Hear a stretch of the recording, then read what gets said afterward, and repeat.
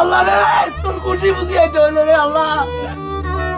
প্রায় ২০ লাখ টাকা ঋণ করে পরিবারের ভাগ্য ফেরাতে সৌদি আরবে গিয়েছিলেন দুই ভাই, কিন্তু ভাগ্যের নির্মম পরিহাসে এক সড়ক দুর্ঘটনা কেড়ে নিল দুই ভাইয়ের প্রাণ। ভাগ্য বদলানোর যে স্বপ্ন নিয়ে তারা দেশ ছেড়েছিলেন, নিমিষেই তা পরিণত হল বিষাদে। বুকের মানিকদের হারিয়ে কান্নায় ভেঙে পড়েছেন সন্তানহারা বাবা মা। ধার দেনা করে ব্যাংকে থেকে কিস্তি নিয়ে ওদেরকে বিদেশ পাঠাইছে। গতকালকেও কিস্তিওয়ালা লোক আসে দেখেছে আমার ভাগিনারা মারা গেছে, এই নিউজ শুনে এরা চলে গেছে। মনোজন ভালো ছিল, আমার ভাইরা এত ভদ্র স্বভাবের মানুষ, সারা বিশ্বের মানুষ প্রশংসা করে। লক্ষ্মীপুর জেলার চন্দ্রগঞ্জ উপজেলার গণিপুর গ্রামের আব্দুল মালিকের দুই ছেলে ফয়েজ আহমদ সজীব ও ফরহাদ হোসেন সুজন সংসারের অভাব ঘোচাতে কয়েক বছর আগে প্রায় ১৪ লাখ টাকা ঋণ করে বড় ছেলে সজীবকে সৌদি আরব পাঠায় তার পরিবার। কিন্তু অবস্থার তেমন উন্নতি না হওয়ায় মাত্র ৮ মাস আগে আরও ৬.৫ লাখ টাকা ঋণ করে ছোট ছেলে সুজনকেও সেখানে পাঠানো হয়। গত বুধবার রাতে খেজুর বোঝাই গাড়িতে করে ওয়াদি আল দাউসির এলাকা থেকে রিয়াদ যাওয়ার পথেই একটি প্রাইভেট কার লরিকে সজোরে ধাক্কা দিলে ঘটনাস্থলে প্রাণ হারায় দুই ভাই।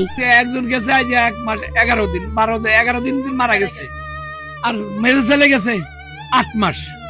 এখন গাড়ি দুর্ঘটনায় দুনো ভাই মারা গেছে একসাথে। ফ্যামিলিকে কিছু উপার্জন করার জন্য তারা সৌদিতে গেছে, রেমিটেন্স যোদ্ধা হিসাবে তারা সৌদিতে গেছে। পার্শ্ববর্তী মানুষজন ফোন দিছে, তারপরে ওনারা ফোন দিয়ে যা বলার পরে তারপরে আমি যে বুঝছি যে আমার দুই ভাই আর বাঁচি নেই।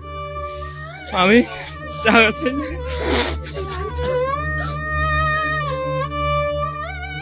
দুর্ঘটনার কয়েক ঘন্টা আগেও সজীবের সঙ্গে ভিডিও কলে কথা হয়েছিল তার স্ত্রীর। মুঠোফোনে নিজের ৩ বছরের শিশু সন্তানকে দেখেছিলেন তিনি। কে জানতো সেটি হবে তাদের শেষ কথা। রাতে মৃত্যুর খবর আসার পর শোকের ছায়া নেমে আসে পুরো গ্রামে।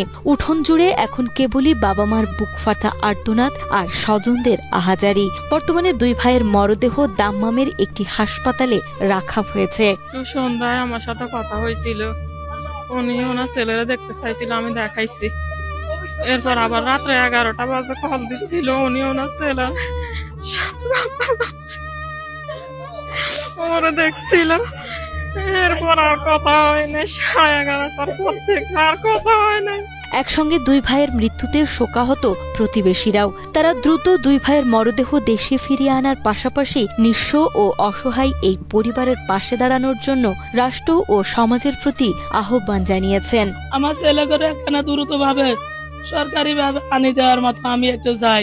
আমাদের দাবি সরকারের কাছে আবেদন এইটাই, আমাদের ছেলে করে আমাদের আনিয়ে কেন দেখানোর জন্য, আমরা বাড়িতে কেন সাইজ কেন আমার ছেলেদের দামন করতে পারি, এটাই সরকারের আমার আবেদন। জীবিত তো আর পাবো না, মৃত্যু হলে আমাদেরকে আনি আমাদের বুকে ফিরাই দেয়, কারণ দেশের বাড়িতে আমরা মাটি বাবাকে দাফন কাফন করতে চাই। ইসলামী ব্যাংকেরই নিয়ে যে মানুষ হাত দেনা আছে আমার বাইরে, সরকারে কিছু সাহায্য করার মতো আমার বাইরে এগুলা ইয়ে করে দেয় সরকার। পরিবারের পক্ষ থেকে লিখিত আবেদন করা হলে প্রয়োজনীয় আইনি প্রক্রিয়া শেষে মন্ত্রণালয়ের মাধ্যমে দ্রুত মরদেহ দেশে আনার ব্যবস্থা নেওয়া হবে বলে জানান চন্দ্রগঞ্জ উপজেলা নির্বাহী কর্মকর্তা নীলুফা ইয়াসমিন নিপা। তোমাদের আমি বলেছি যে যে দুইজন মারা গিয়েছে তাদের পরিবারের কেউ যদি আমাদের বরাবর আবেদন করে, তাহলে আমরা এটা মিনিস্ট্রি বরাবর তাদের আবেদনটা ফরওয়ার্ড করব, প্রবাসী কল্যাণ মন্ত্রণালয় বরাবর এটা পাঠিয়ে দিব, তারপরে তারা পরবর্তী স্টেপটা নিবে।